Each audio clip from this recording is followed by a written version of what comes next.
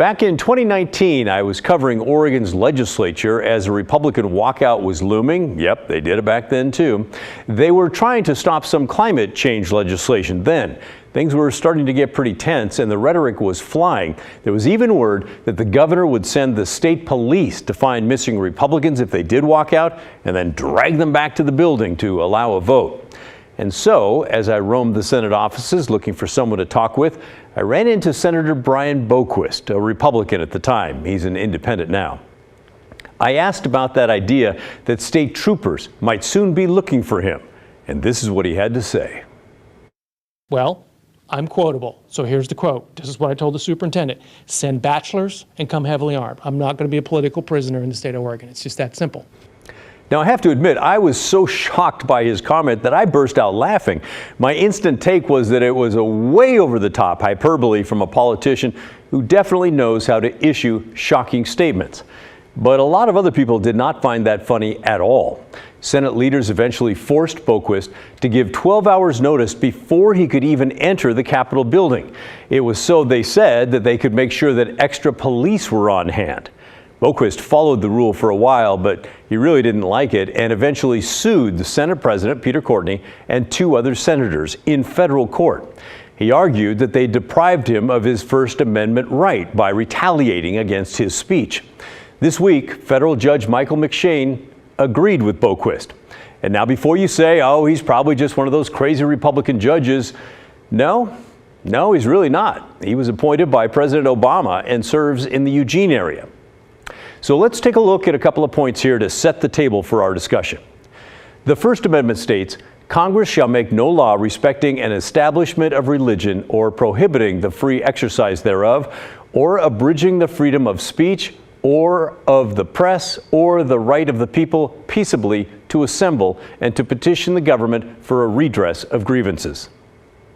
I just wanted to make sure that we're all clear on the text of that First Amendment. You hear about it, but you know, it's good to get a refresher. And by the way, we journalists love that amendment. We're the only trade, we think, specifically protected in the Constitution, which I gotta say I think is pretty dang awesome. Okay, but back to our focus. The part we care about here says basically Congress cannot make a law abridging the freedom of speech. And for our purpose here, abridging means to cut back or diminish or reduce. Okay, so the federal judge took a look at what happened and said that by punishing Boquist for his outrageous comment, Senate leadership was actually depriving his right to freedom of speech. Judge McShane wrote in his opinion, because the 12-hour notice rule served no legitimate purpose other than to retaliate against plaintiff after he engaged in protected speech, defendant's actions violated plaintiff's First Amendment rights to free speech and association. Now, as part of his discussion of that 12-hour rule, Judge McShane pointed out that Senator Boquist was really never prevented from entering the building or speaking on the Senate floor, even when he stopped giving advance notice that he'd be there. The judge also pointed out that state police never increased the number of officers in the building when Boquist was there. So that 12-hour rule was kind of fake. And by the way, that's not my opinion. The judge had scathing things to say about the Senate Conduct Committee, which issued that rule. He wrote, "This entire process appears to be a publicity stunt by a committee with no authorization seeking to impose a sanction against a member that it never intended to force." But wait, oh my, there's more. When asked why she was afraid that Boquist could turn to violence, former Senator Shemia Fagan gave a statement that Boquist had a reputation as having a military ops background and has possibly killed people. So she said that made him a real threat. Well, here's what the judge said to that.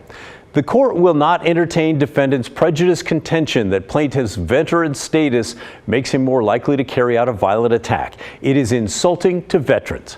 If members were truly worried of a shooting, statistically, they should bar teenagers from the Senate, not veterans. There is a bunch more. The judge's discussion of the case runs 25 pages, but the final paragraph pretty much sums it all up for us.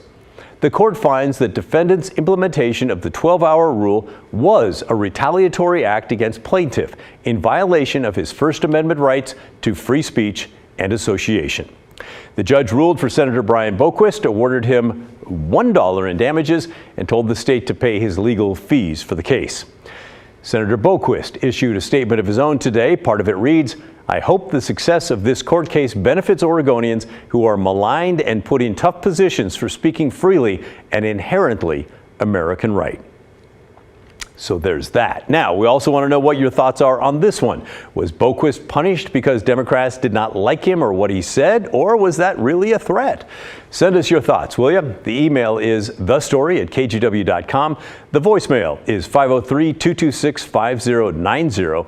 I look forward to hearing from you.